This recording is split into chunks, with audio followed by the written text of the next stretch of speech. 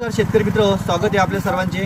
आपण यांच्याकडं मागच्या आठवड्यामध्ये येऊन किंवा मागच्या 15 दिवसात आपण यांच्याकडे येऊन व्हिडिओ घेतला होता आणि तो प्रत्येक शेतकऱ्यांपर्यंत गेलेला आहे।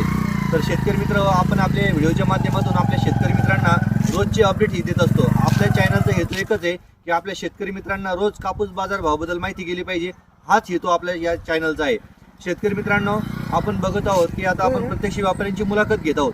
कापसाची आवक बरेचसे व्यापारी बोलणं येत आहे की आवक ही घटलेली आहे, पण मित्र आवक ही घटलेली नाही आहे।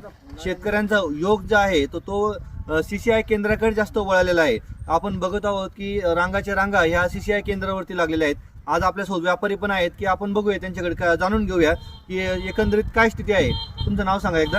नामदेव तोमरे पाटील। बरं मला सांगा काय एकंदरीत कापसाची आवक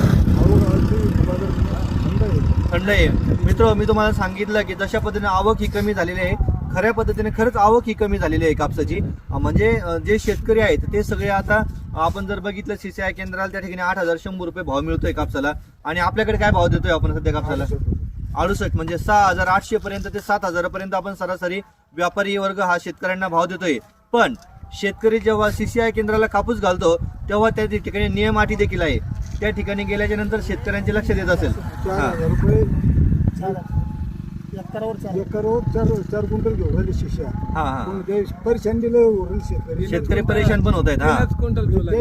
दोन इकडे बी पण इकडे भाव कमी असल्यामुळं ते तिकडे जात आहे, पण तिथे गेल्यानंतर शेतकऱ्यांच्या लक्षात येत आहे की तिथली स्थिती काय होती नेमकी। बरोबर, काय भाव वाढतील का कापसाचे? नाही शिष्या चालू असल्यामुळे भाव कारण की ते 8,000 येते राहतील। तर हे होते मित्रांनो आजचे कापूस बाजार भाव। धन्यवाद।